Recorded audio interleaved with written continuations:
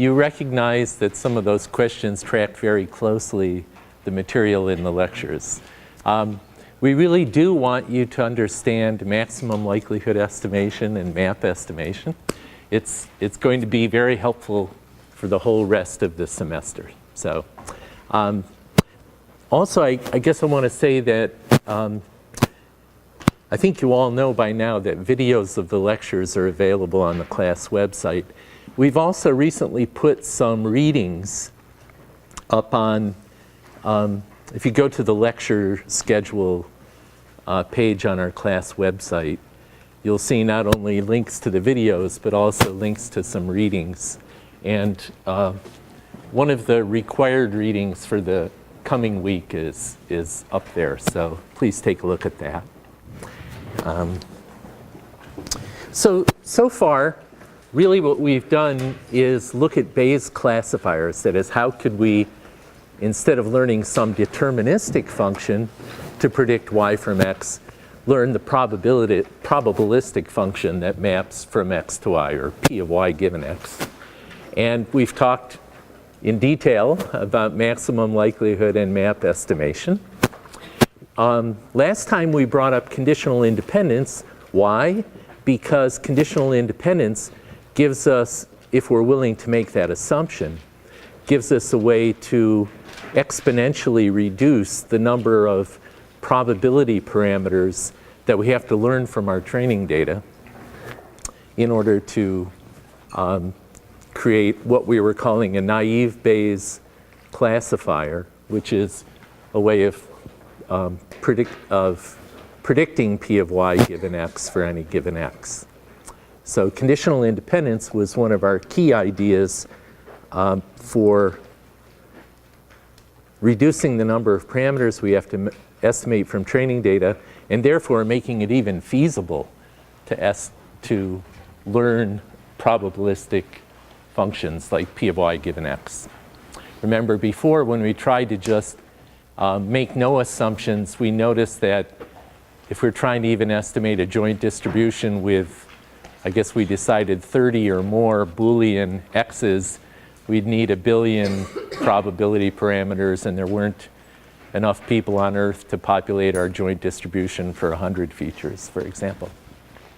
So it really is an issue, not just in terms of computational efficiency, but in terms of what we call sample complexity. That is, how much training data do we need in order to reliably estimate or learn these parameters? So that was the point of naive Bayes. What we're going to do today is look a little bit more at naive Bayes and at text classification using naive Bayes. In the upcoming homework, which will be out today, you'll get a chance to look at that in some detail. We're also going to look at the question of what if our attributes are not discrete valued? What if they're not Boolean? What if they're continuous, like the temperature? Then what will it take to turn naive Bayes into something that we can use for continuous attributes?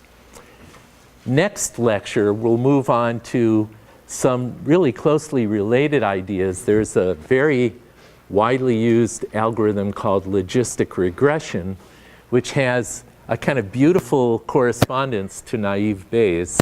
And so next time we'll be looking at that. So there's kind of a preview of what's coming up. But I want to start with, we've seen this, naive Bayes in a nutshell. Well, maybe it's worth saying.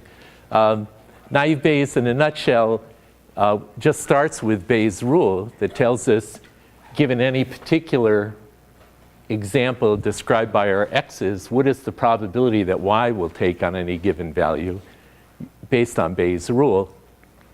And of course, the conditional independence assumption in naive Bayes tells us that we can replace this joint distribution by, no, don't do it. Who knows? By this thing, by the product of the individual probabilities of the x sub i's, because we're assuming they're conditionally independent given y. And so, for example, if we want to just classify some new example that wasn't part of our training data and we don't know the y, then all we have to do is calculate the probability that y equals 1 and y equals 0, and then assign the y label that maximizes that probability. And if you look at this, you'll notice that this denominator really is just a constant independent of the yk. This denominator is actually summing over all the possible values of y. In fact, it's equal, that denominator is equal to just p of xi, because we're summing over all the possible values of y. So in a sense, if we want to maximize the probability, all we really have to worry about is the numerator. And so we can just assign the y, which maximizes the numerator. And so that's the key to naive. That's naive Bayes in a nutshell. So last time we trained a fortunately successful 8 out of 10 times on our test examples who were sitting in this aisle row of the class. And you saw the details on how we trained that, but we didn't get a chance in class to go through the details of how we would classify a new example. So I just want to start by quickly doing that, where I volunteer to be the test example. Okay, so it turns out we want to predict whether I live in Squirrel Hill. I'm not telling you until later. But I will tell you that my value is D. Yes, I did drive, in fact, today to CMU. G. No, I have not shopped at the Squirrel Hill Giant Eagle since September. And B. Yes, no, my birthday is not before July 1st. Okay, so I'm a new test example. Obviously, I was not part of the training data. And so if we want to predict what's the probability, given those features, that S equals 1, that is, that this example does live in Squirrel Hill, then what I've done here is just written out the ratio, the Bayes rule, right? Remember,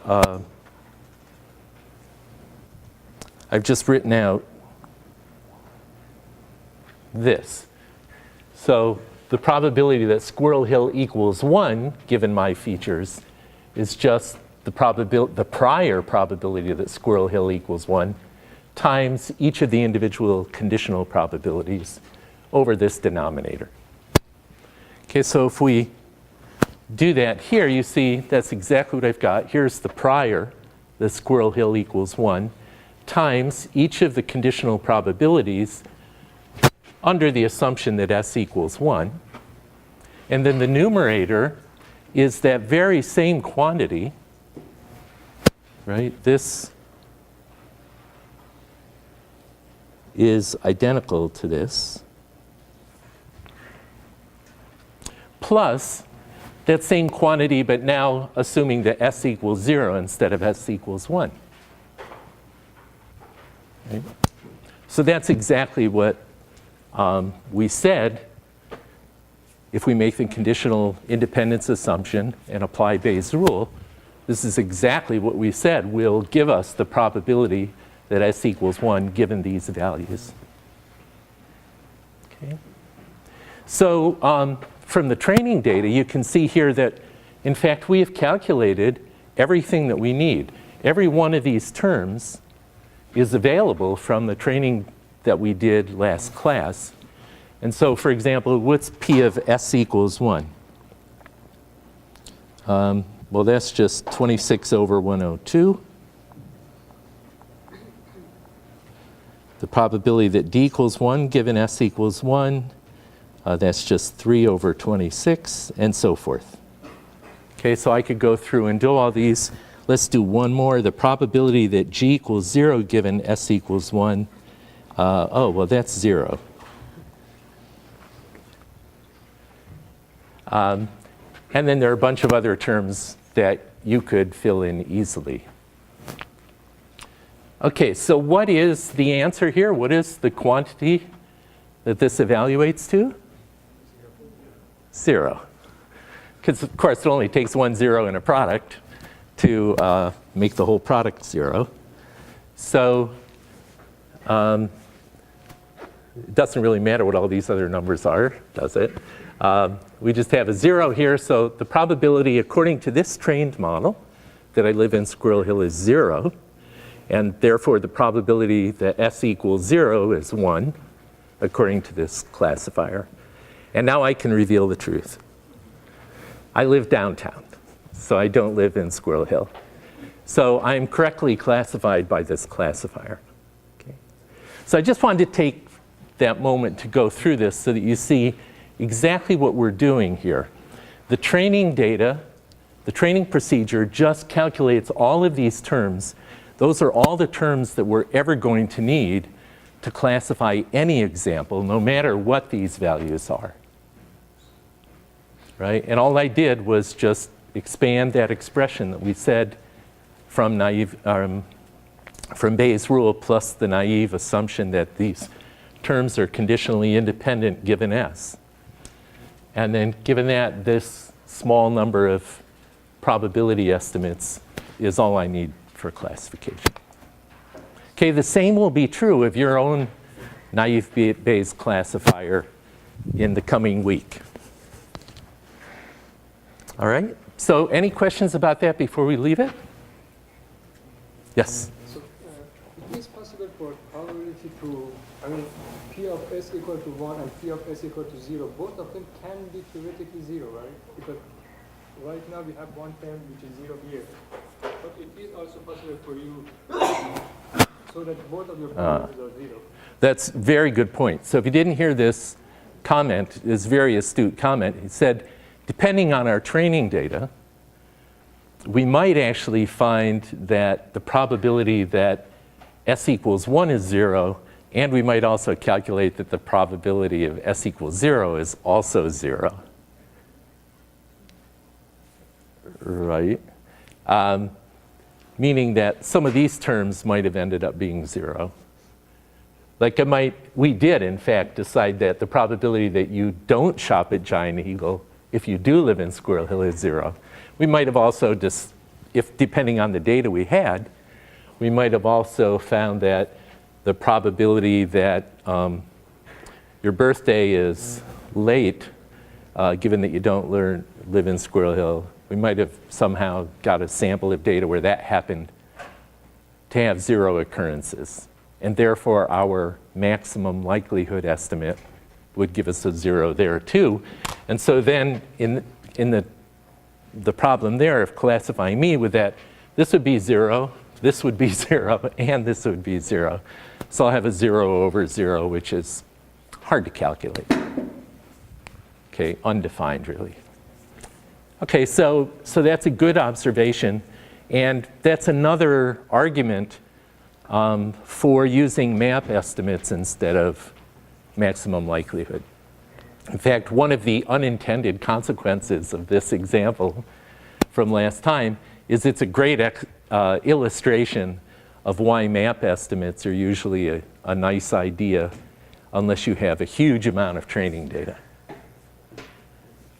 Right? This MLE, the maximum likelihood estimate that we got for this, essentially concluded that it's impossible that somebody who lived in Squirrel Hill would not shop in Giant Eagle. Just happened to be true of the sample of data, but I'm sure if we were to interview everybody who lives in Squirrel Hill, we'd find somebody who doesn't shop there. Okay, and having a 0 is a particularly bad value because it just completely dominates the conclusion. Okay. And map estimates would, if we added in some hallucinated examples, say one hallucinated example for every vote that we took, then this would at least be, instead of 0 out of 26, with our hallucinated example, we'd get a ratio of 1 out of 27. And so it would still be a very powerful term, but it wouldn't eliminate the votes of everybody else.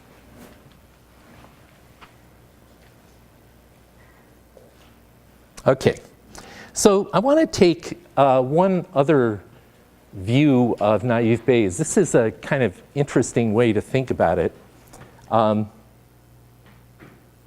Suppose I'm interested in what's the form of the decision surface. That is, if we were to plot the x sub i's on different axes and plot each of you training examples and test examples as points in that n-dimensional space. And then if we were to train our classifier and show the region of the space where it labels things positive, where it assumes y equals 1, versus negative, where it assumes y equals 0, what's the shape of that surface going to be? It's actually kind of an interesting question. In fact, think about in the shower sometime what the shape of that decision surface is for decision trees. And every algorithm that we go through, think about, in the shower it's nice because you can draw on, the steamed up thing. So, but think you should ask this for every algorithm that we cover. Okay, so let's ask it here. So one way I think about naive Bayes is this way. We can certainly calculate this probability and this probability using naive Bayes. There's the, in fact, if we look at the ratio of those, then of course we're going to classify the example as y equals 1 depending on whether this quantity is greater than 1. If the probability that y equals 1 given x's is higher than the probability that it's 0, then the ratio will be greater than 1, and we'll classify it as a 1. And since the probability of y, remember, given x, is just Bayes' rule, probability of x given y, probability of y, over probability of x. If I take the ratio of these two, the denominator, I get these two expressions with y bound to 1 and 0, but the denominator p of x doesn't really, it just cancels out if I take the ratio. And so the ratio is really just the numerators. And that's what I've shown here. Okay. So I'd also like to take the log of these to make it a little easier to think this through. So if I take the log of this ratio, let's see, if I want to know whether the ratio is above or below 1, what does that mean? I want to know about the log of the ratio.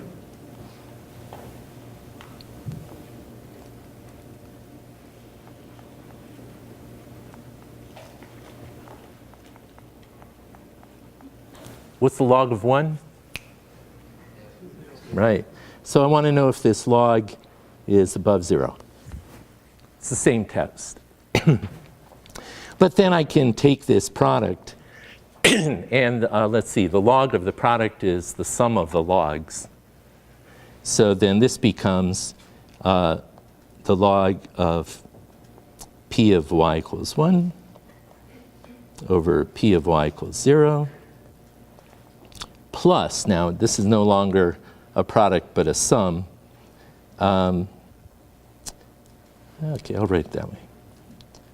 Plus the sum over I of log of p of xi given y equals 1 over p of xi given y equals 0.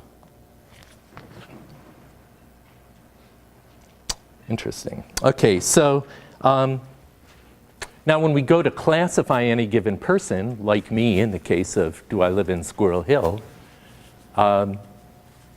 we can think of the final decision as yes or no as being this linear sum of terms. This first term is a constant in term, it doesn't matter what my features are, right? This is just the ratio of the priors. And if the prior on y equals 1 is greater than the prior on y equals 0, that'll be a big number, otherwise it'll be a small number. Okay, that makes sense. The higher that ratio is, the more likely it is that the sum will be above 1 and all be labeled appropriately. And then these terms are looking at this is the sum over each of the individual features. So there's also, so we can think of this decision that we're making with naive Bayes as the result of a linear sum of contributions, one of which is independent of the features, just depends on the priors. The others, each feature contributes one term in the sum. Okay? And in fact, if you work this out,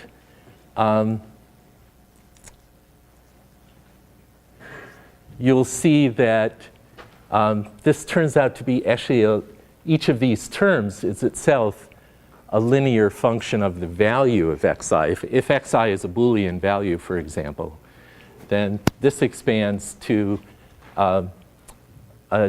just a sum of basically a linear constant that goes with the value of xi, 1 or 0.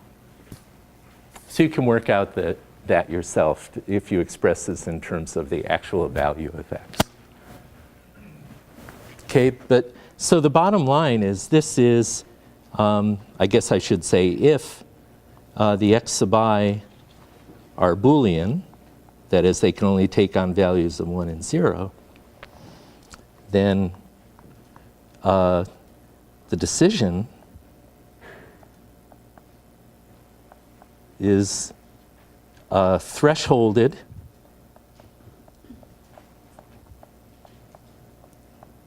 that is this quantity above or below 0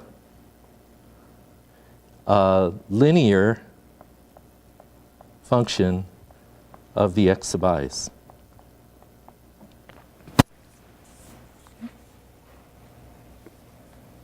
Okay, so it would actually be a good homework question to ask, or a good midterm to ask you to flesh this out.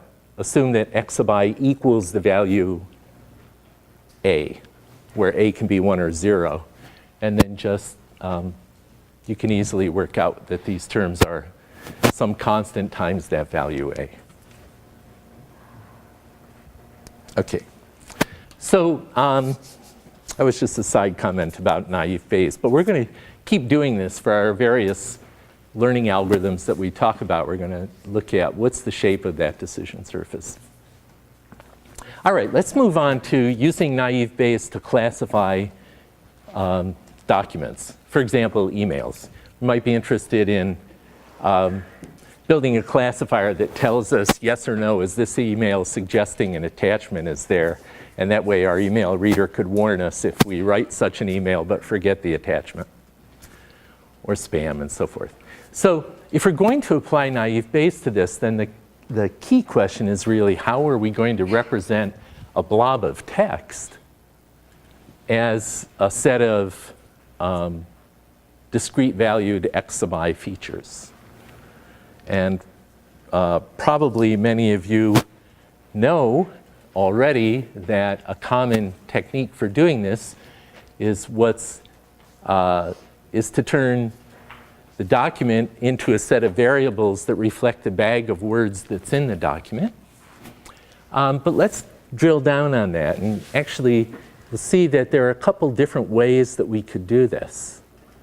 And in practice, if you're applying one of the algorithms that we learn about in this course to some problem, some real application like email classification, often the very first question that you'll have to face, the first design step, is to figure out how can we take this real problem and convert it into the formalism that's required by our learning algorithm.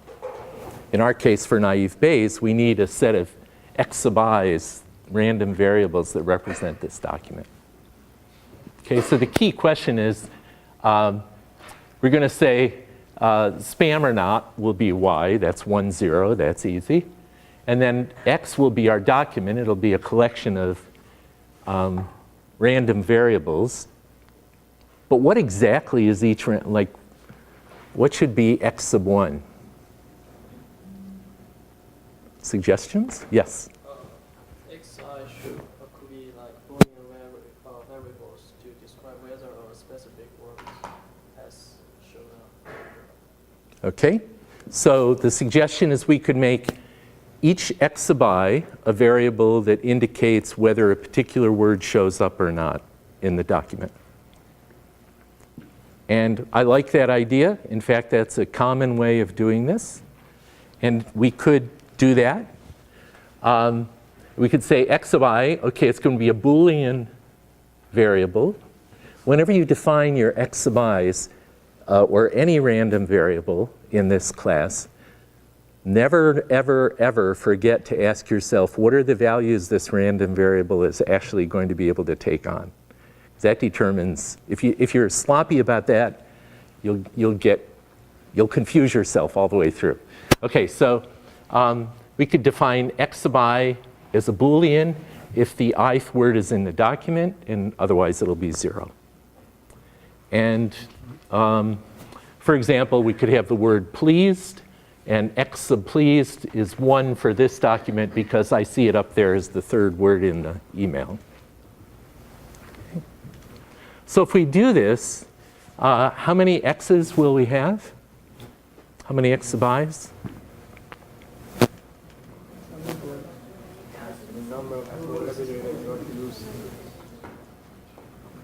Okay, so I'll tell you that my linguist friends, or psycholinguist friends, tell me that most adults who speak English fluently have a 50,000 word vocabulary. So they tell me that you and I probably know 50,000 different words. So roughly speaking, there could be 50,000 of these different exabys. Boy, aren't you glad now that we're talking about naive Bayes instead of learning the full joint distribution over 50,000 variables? How many will we need? If we have 50,000 exabys, how many probability terms will we need? 2 times that, plus 1 for the prior. So we'll need 100,000 probability terms estimated, plus 1 for the prior. Okay. That's actually not so bad. Well, it depends on how much email we have to work with. But if we have, say, 10,000 emails to train it on, I think we'll be okay because they're, on average, going to be probably hundreds of words in each email, and so we might have a chance. Okay, so that's the way we could do it. Here's a different framing of it. We could instead say that xi is a random variable that represents the value of the word that's in position I in the document. Okay, so instead of saying we'll have a word for an exaby for every word in the vocabulary, and it'll have a value of 1 or 0, we could instead say, I'll put a random variable whose value is whatever word exists in the first position in the document. The word is I in this case. So x sub 1 would be I, x sub 2 would be am, x sub 3 would be pleased, and so forth. Okay. That's kind of interesting. Okay, and how many exabys would we have in that case?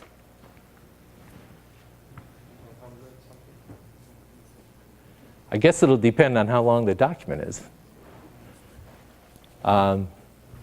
I guess we could just say we'll take the longest email in our data set, and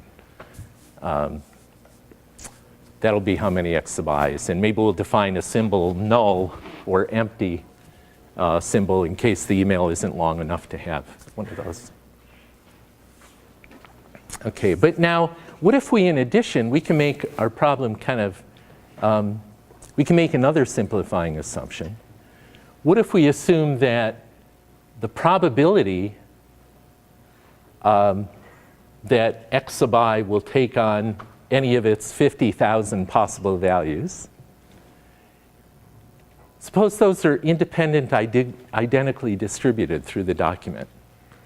That is, we assume that, just like we assumed when we do the coin flips many times, we assume the outcome of each coin flip was independent of the other coin flips. So this meaning the probability of any given word in any position is independent of the words in the other positions.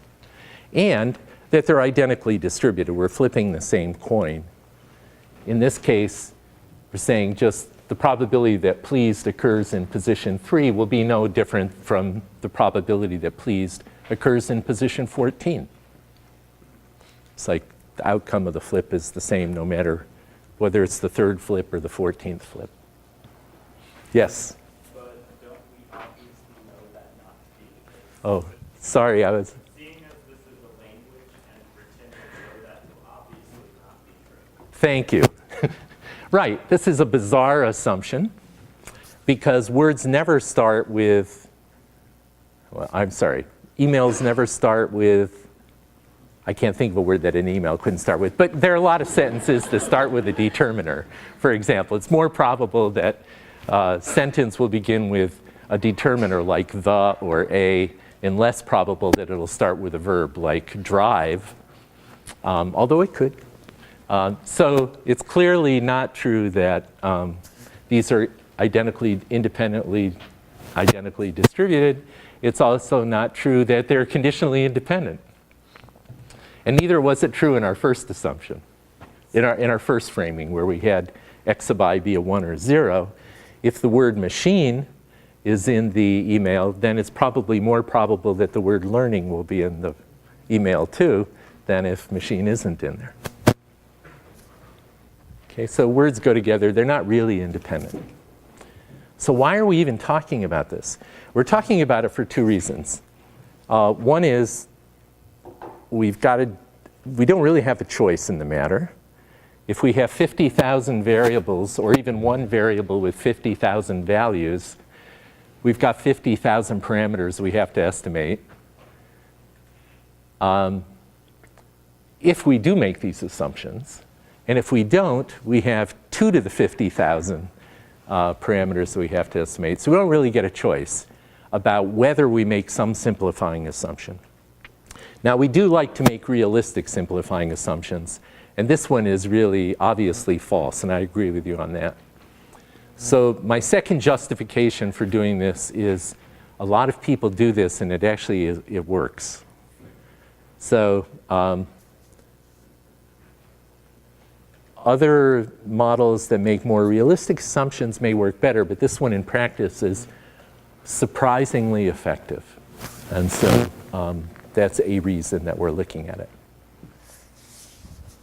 But I like your point that these assumptions we're making are not really satisfied in practice. But we're upping in a hard place because we've got to make some assumptions, otherwise we're going to need 2 to the 50,000 distinct parameters that we're estimating times 2. That won't be good. Okay, so let's go with this idea, the framing number 2, where each random variable corresponds to what word appears in the ith position in the document. And if we make that IID assumption, then it's actually isomorphic to the problem of, we could say that these documents are generated by rolling a die, that has not 6 sides, but 50,000 sides, a different word printed on each side of the die. And maybe the faces of the die are a little different, like for rare words, the very small face, and for frequent words, a big face, making it more probable that it'll end up on that face. But effectively, once we make this IID assumption, it's like saying the document is generated by rolling a 50,000-sided die n times, where n is the number of words in this particular email. Okay? And so if we do that, the observed, so now let's go back to rule number 1. Always say what your random variables are and what they can take on. So these can take on each of 50,000 words as their values, each one. And so if I roll that 50,000-sided die n times and create a bag of n words, and I count how many times each word occurs out of my 50,000 distinct words, that's like flipping our coin 50,000 times and counting how many times it was head or tails. But now instead of only 2 possibilities, we have 50,000, right? And we talked about that. So this, when we talked about map estimates for coins, we could have talked about map estimates for die. And let's do this for a second. So if we have a die and we roll it n times, or k times in this case, I'm sorry, it has k sides. So the dice, k sides to this.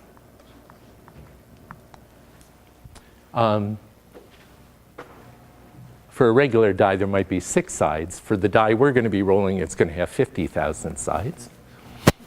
And so we can roll it n times, once for each word in the document. Essentially, that's what the document, what we're treating the document is the set of n die rolls. Then the probability of the data given theta, where theta now is the vector of theta 1, theta 2, theta k, where theta I is just the probability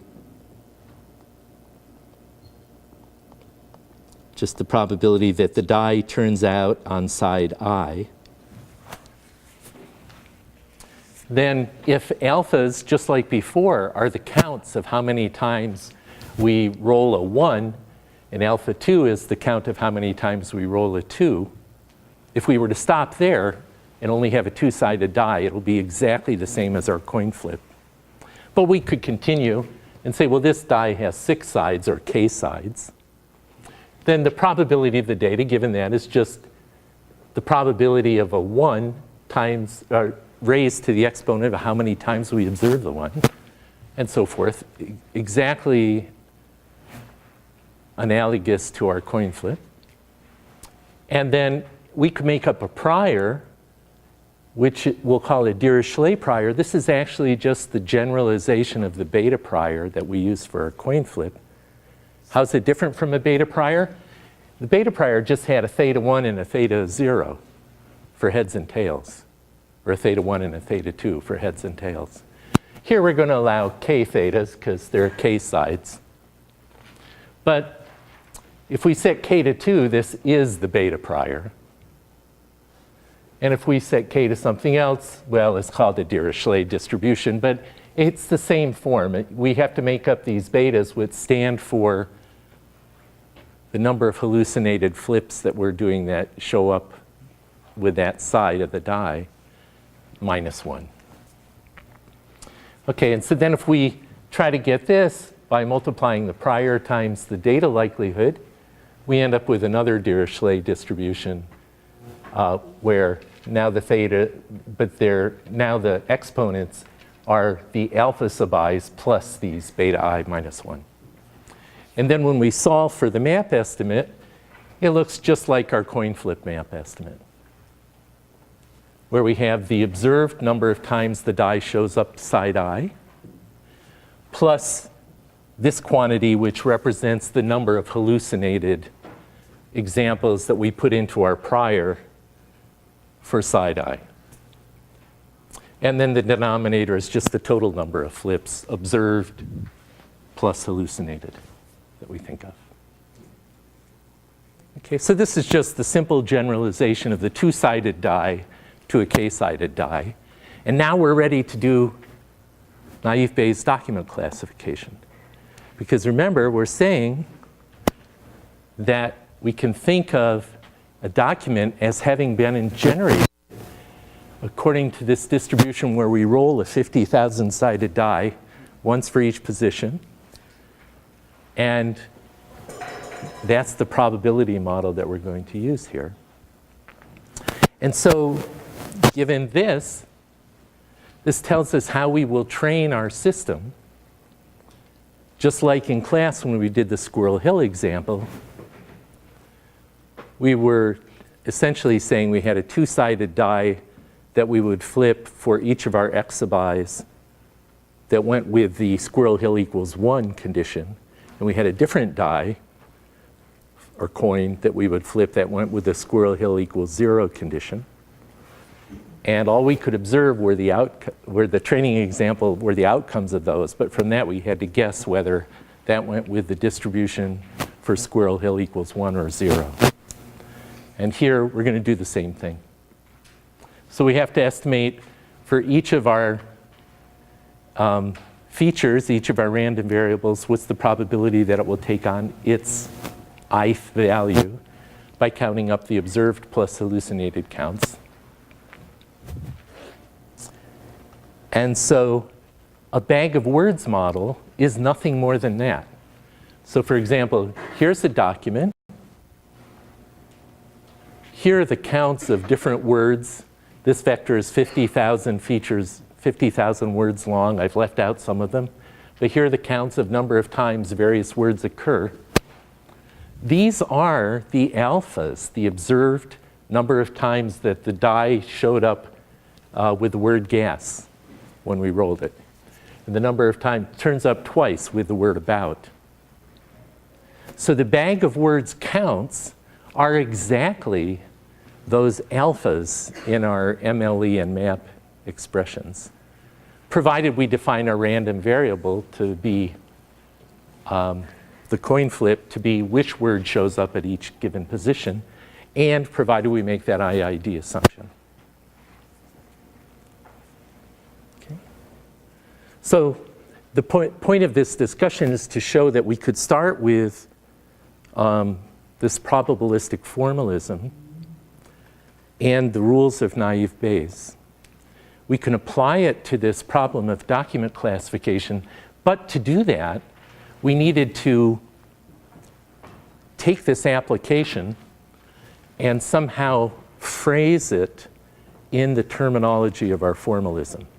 And since we're using naive Bayes, what that means is we have to define a set of random variables that are the x sub i's in our classification problem. And this is actually the most common formulation for naive Bayes applied to text classification. Okay. So again, these are really our alphas.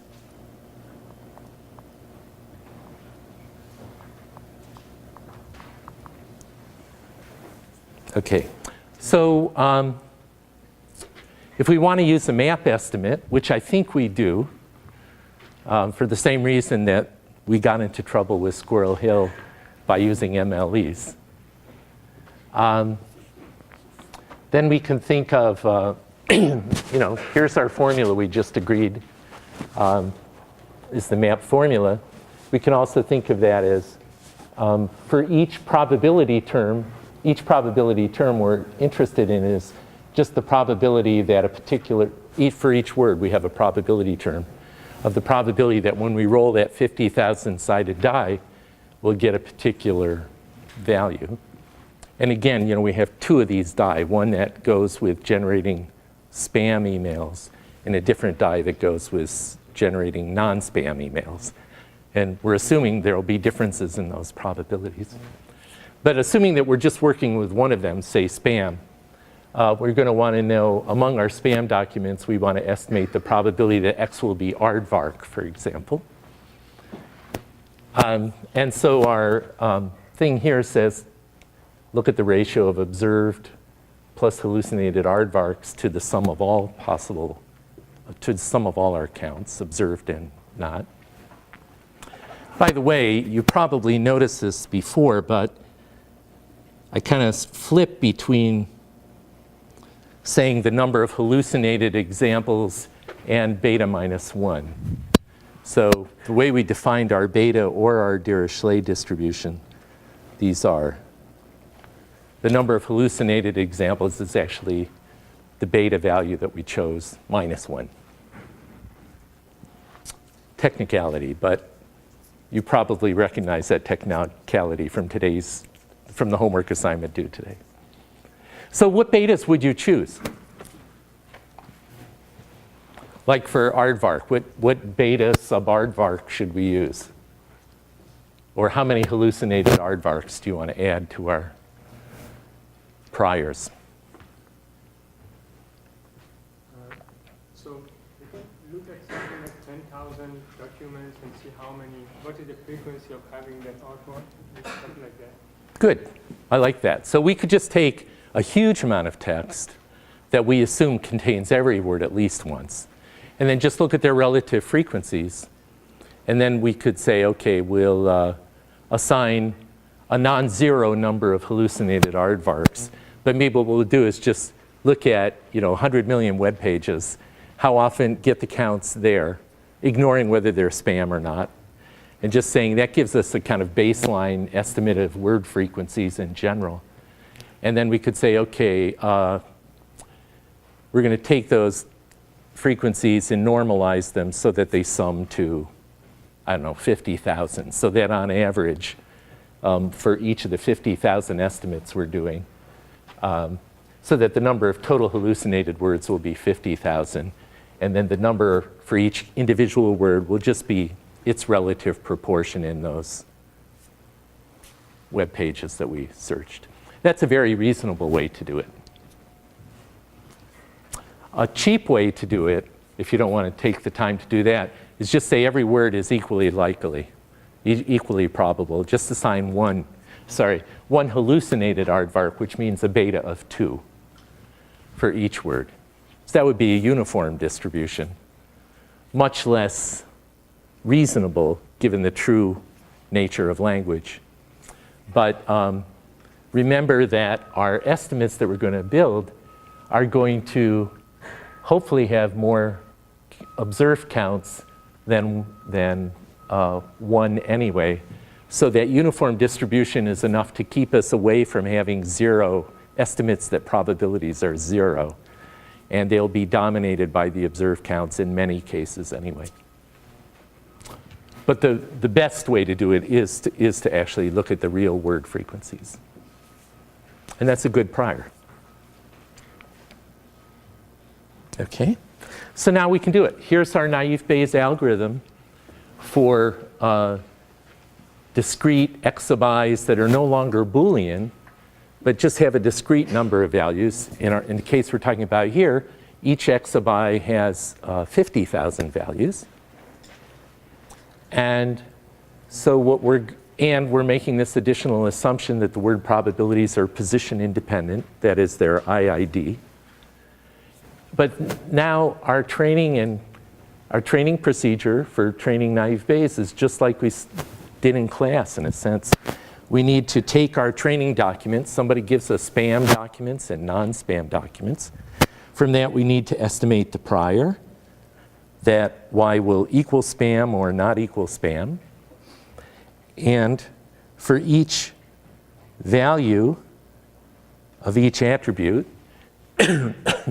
we need to estimate the probability that the random variable will take x sub I, will take on its jth value, given that y takes on its kth value. In this case, y can be 1 or 0. J can be, well, there are 50,000 different values that x sub I can take on. And then if we make this additional assumption that they're IID, well, we don't actually have to estimate this separately for each position. And so we're just working with the alpha counts. Okay? And then after we train, that's just like when we train the Squirrel Hill classifier, except that instead of 2 outcomes, there are 50,000 outcomes. And now, if we want to classify a new document, we just have to look at the values of the words in its bag of words and calculate the probability that we'll get those observed values times the prior, and then take the y that maximizes that.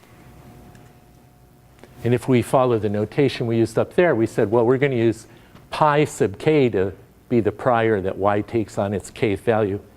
Then if these are the specific terms that we are estimated during training, then we just have to multiply together those. And here, based on the observed values of x new. Just like when we classified me in the Squirrel Hill case, we looked at my observed values to pick out the right subset of these ijk's. So in this case, why is the category that we want to put the documents in, right? Spam or not spam? Right. Where are those? The categories here are spam or not.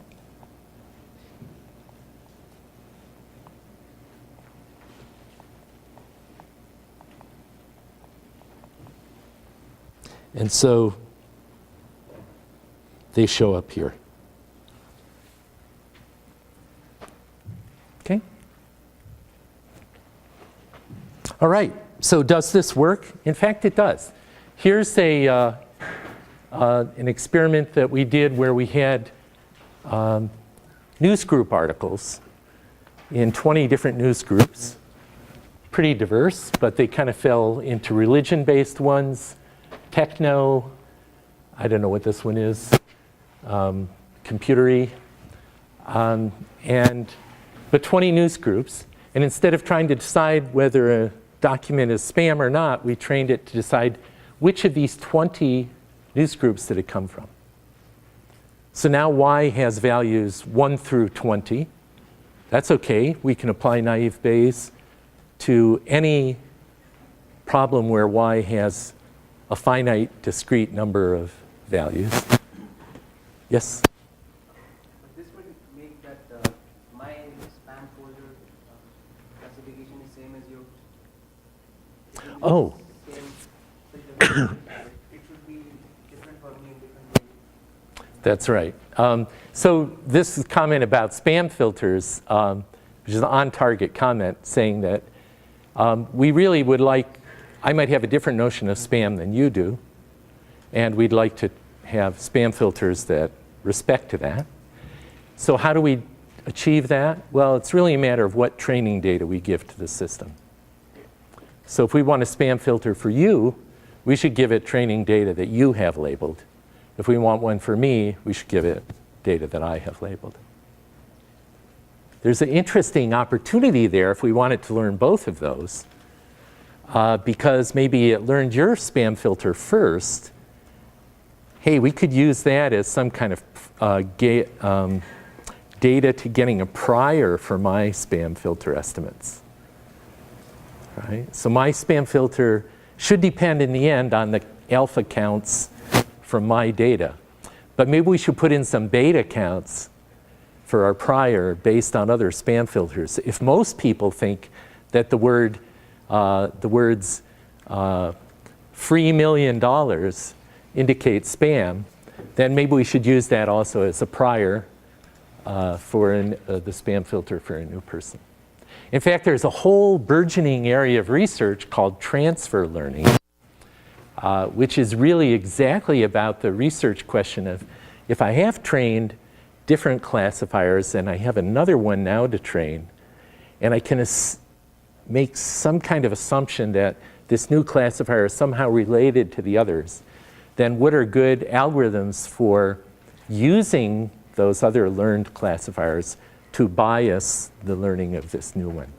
And people, you can think of all kinds of problem structures where that's the case, but the family of spam filters that each of us would like is a kind of beautiful example of that. Good.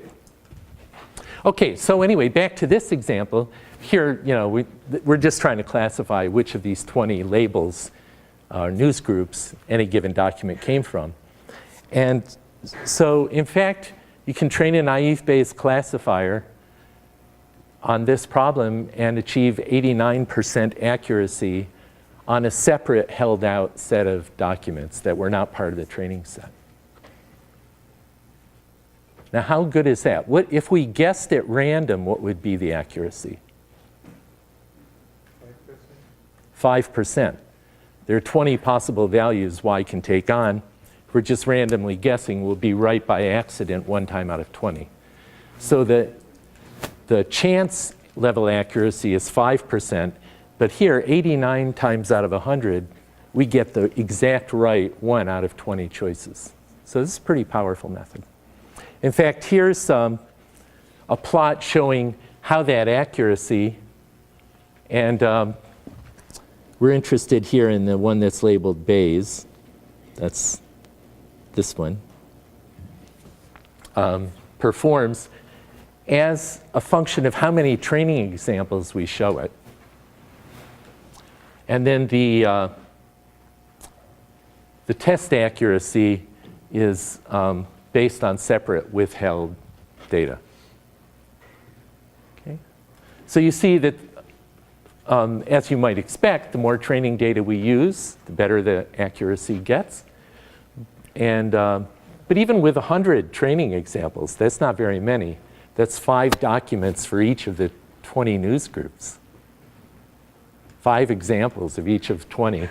We're already getting 35% accuracy, even though we have to choose one of 20 values, and chance is down here at 5%.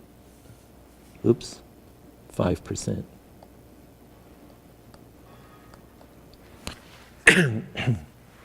Okay.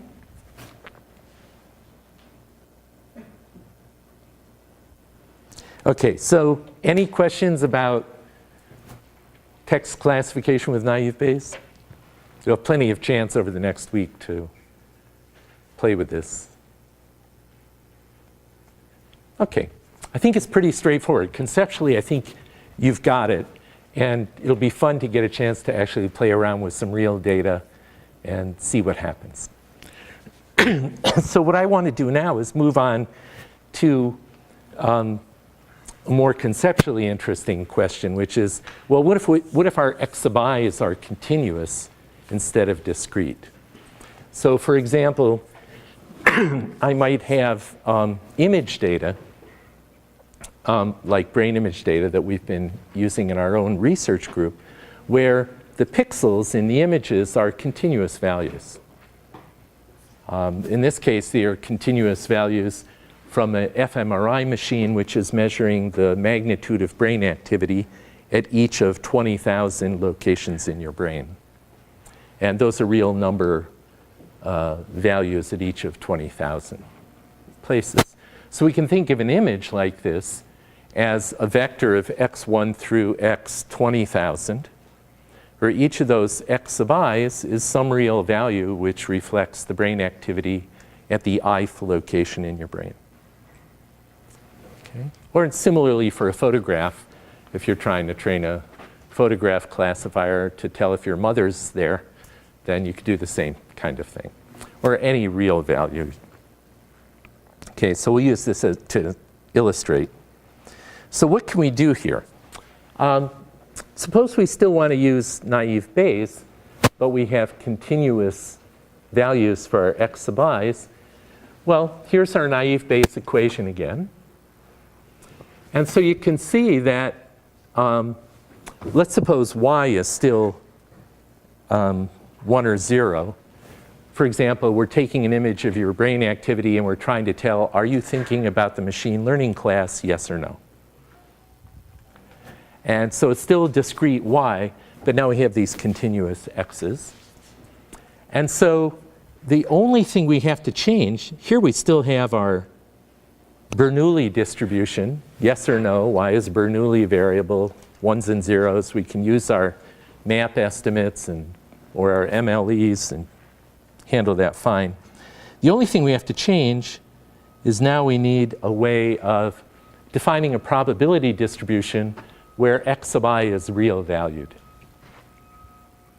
And so the most common way of doing this is to use a probability distribution which is called Gaussian or a normal distribution. Those are synonyms. And many of you are familiar with a Gaussian distribution. It looks like this. We say that the probability density for any given value, any given real value x, is this quantity. But if you plot it, here I have x on the horizontal axis and probability of x on the vertical axis. So for this particular distribution, you can see the probability density is highest when Oh, we can do that. When x equals 0, and then it falls off as x gets away from 0. But in fact, in general, the Gaussian distribution is defined in terms of two parameters, a mean, mu, and a variance, sigma. The mean defines where the peak of this distribution is. So the one I've plotted here has mu, the mean. I set that equal to 0 when I defined this plot. And then sigma tells us the variance, how wide that bell curve is. And when I plotted this one, I set sigma to 1. So if you set mu 0, sigma 1, you get this distribution. If you set mu equals 2 and sigma equals 1, you get the same shape, just translated 2 units to the right. And if you set sigma to some higher value, then the bell gets wider, lower value gets narrower. So it's basically Gaussian distribution. I think many of you have seen this before.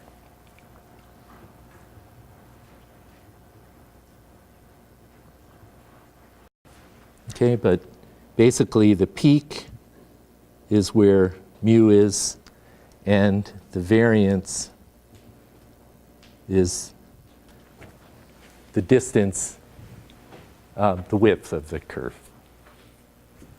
And so we can pick mu's and sigmas and define different Gaussian distributions.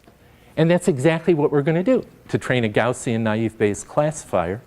Instead of counting and calculating the probability that our coin ends up heads or tails, we're going to estimate the mu and the sigma for each of our real valued x sub i's. And that way we'll be able to just carry on with our naive Bayes classifier. Given a new example, we'll be able to say, what's the probability, given the Gaussian associated with Squirrel Hill equals 1, what's the probability that your height will be 5.173 meters or feet.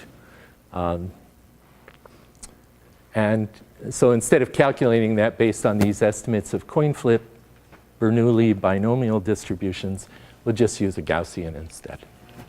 So now you see something about the generality of naive Bayes too. We can actually use any probability distribution for the individual features. We just happen to have started with these Bernoulli variables and estimating probabilities for Bernoulli distributions. But we could use a Gaussian distribution if we like. We could use any kind of distribution that we think is appropriate for the variables that we're dealing with. Okay, so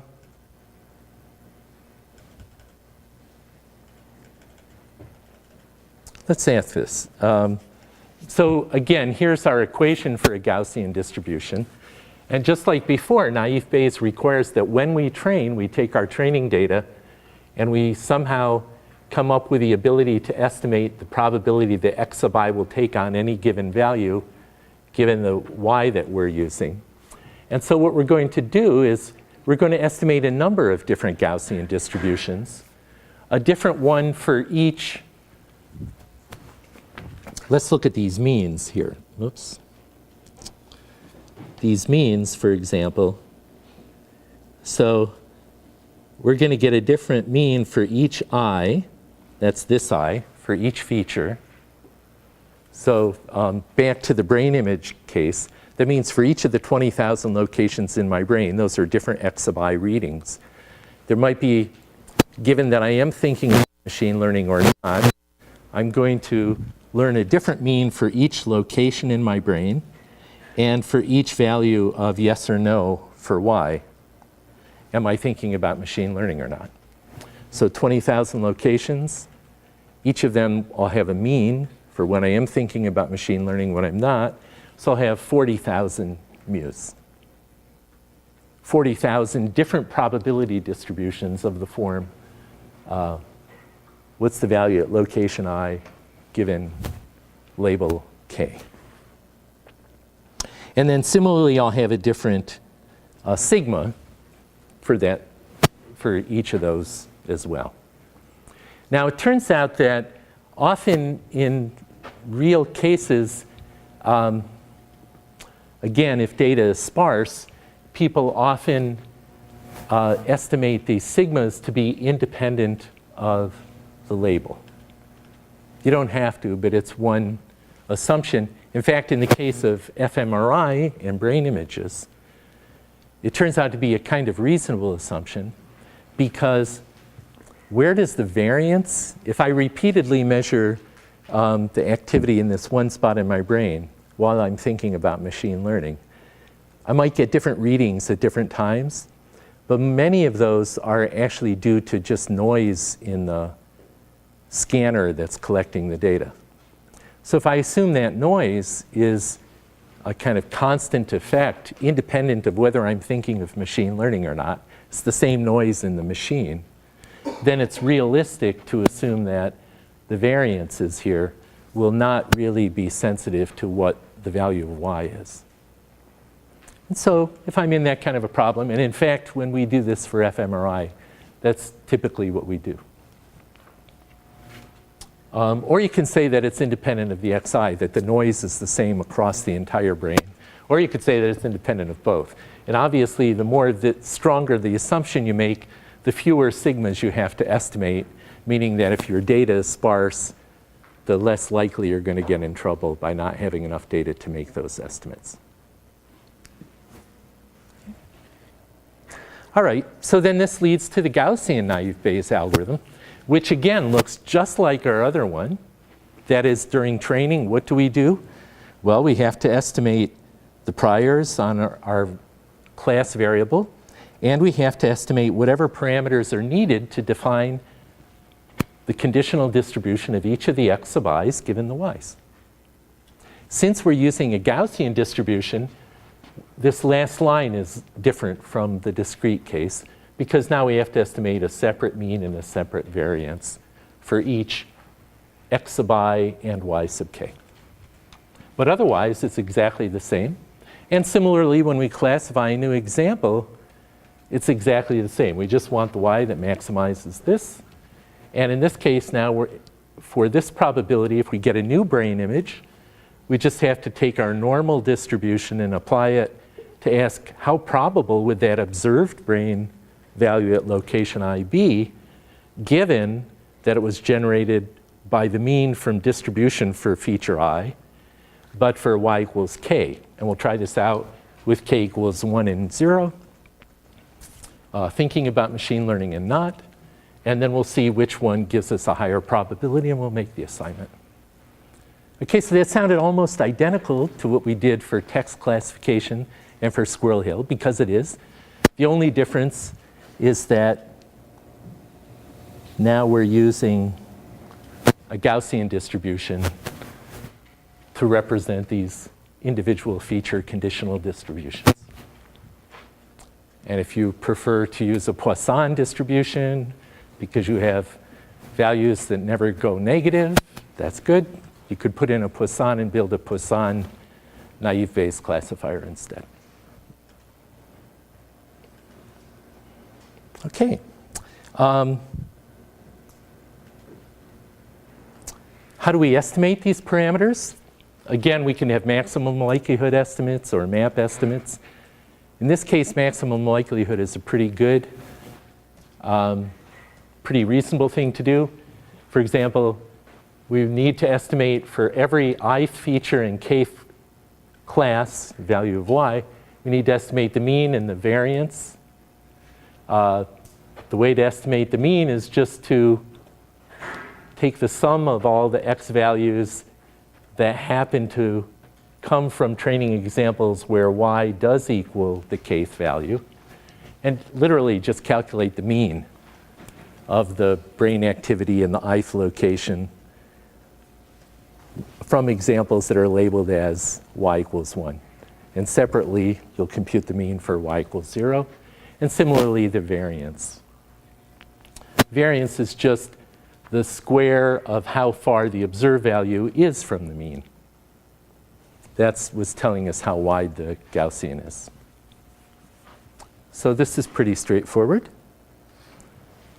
And let me skip this one and just look at this in practice. So this actually, again, works remarkably well in practice, despite the fact that, again, the naive Bayes assumption is not really satisfied in your brain. It's not true that whether there's activity here is completely independent of all the other activity in your brain. That's actually, brains are not that random. So there is some correlation across the brain of where activity is. But despite that, this algorithm actually works pretty well. So for example, we have used it quite successfully to classify brain images according to which word was the person reading at the time that we took the brain image. So we put people in a scanner, we showed them words like house and palace and hotel, or tool words like hammer and screwdriver and saw. And then we tried to train a classifier to look at their brain activity and tell yes or no, were they thinking about a tool word or a building word at the time that we captured the brain activity. So here we just map it into, oh, I see. Here I have an example where it's house or bottle, but same deal. And this top row shows part of the three-dimensional brain image. So of course your brain is in 3 dimensions. We capture with fMRI a 3-dimensional image of that neural activity. And here what you're seeing is 4 different horizontal slices of that 3-dimensional image. There are a total of about 25 horizontal slices because we're doing a resolution of a couple of millimeters. And as this thermometer says over here, where you see bright red, there's high neural activity. Where you see this color, it's kind of average neural activity. When I say average, I mean no different from when you were just lying in the scanner waiting for the word to appear on the screen.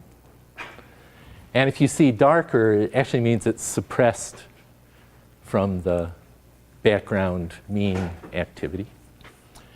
And these images look a little funny. That's because we're only interested in cortex part of your brain. We're not interested in where the cables are, the white matter.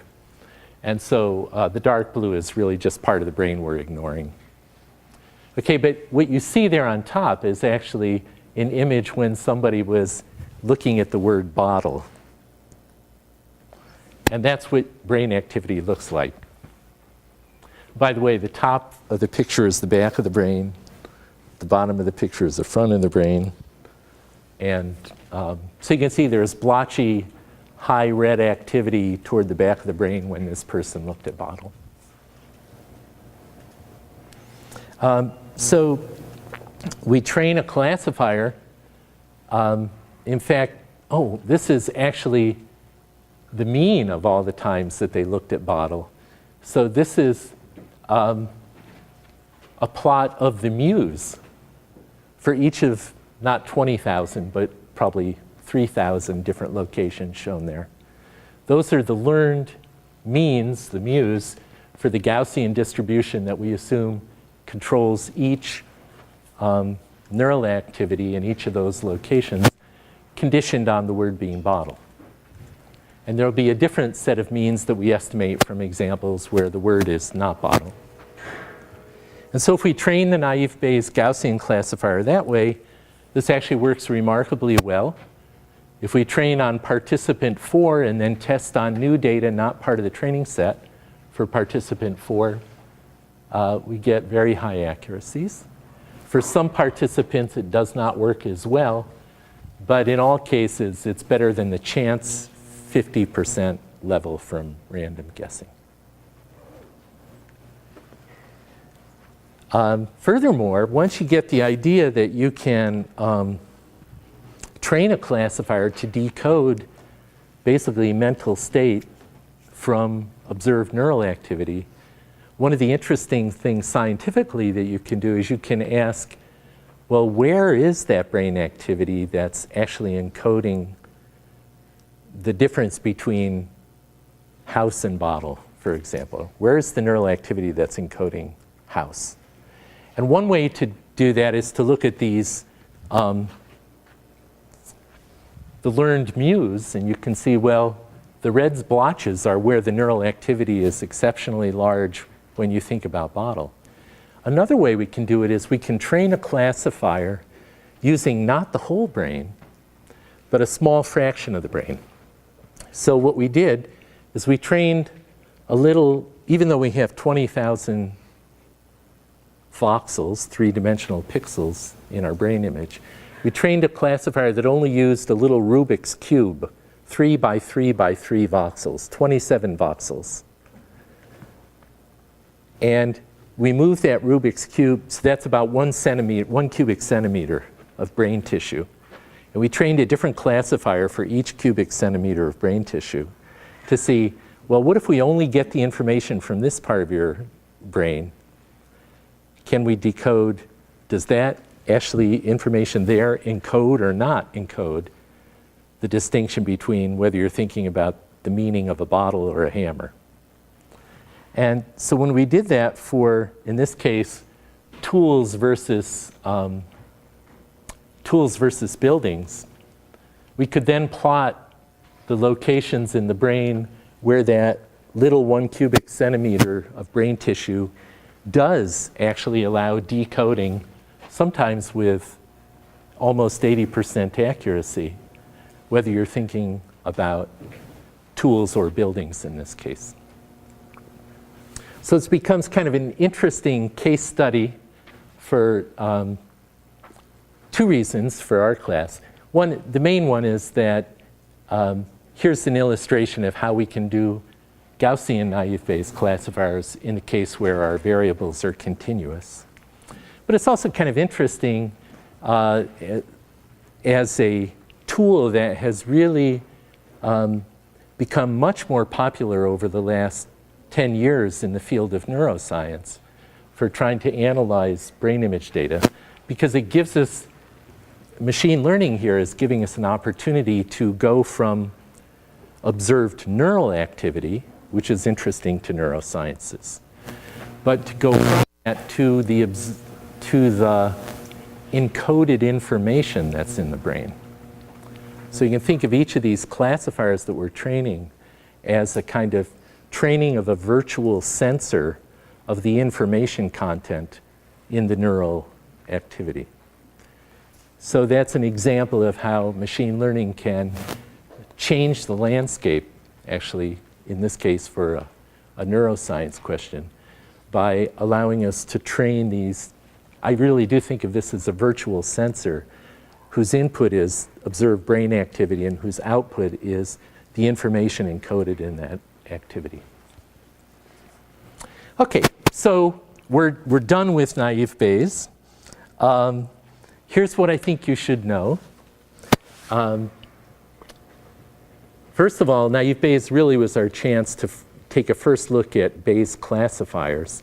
And it turns out it's a very rich family of them. Naive Bayes is over in one corner, but a very useful corner. Naive Bayes is really based on this idea of conditional independence. You need to understand that and why it's important. Of course, it's important because it allows us to reduce dramatically the difficulty of estimating probability distributions if we happen to be willing to make that assumption. And then you should understand how to train those with different kinds of estimates and with discrete or continuous. I added in the slides a few questions that you can think about. These are not homework questions, but I think they're useful questions to think about. These are the kind of questions that I think about when I come back to make up a midterm. In midterm time, I think, okay, what were some of the key concepts that we covered? And what are some questions that we could ask on the midterm that would be answerable if you really understood those key concepts? So I'm not saying these will be on the midterm, but they came from they're generated from the same probability distribution as midterm. Okay, so don't forget to pick up the new homework assignment today. Don't forget to turn in the old homework assignment. And We'll see you next time.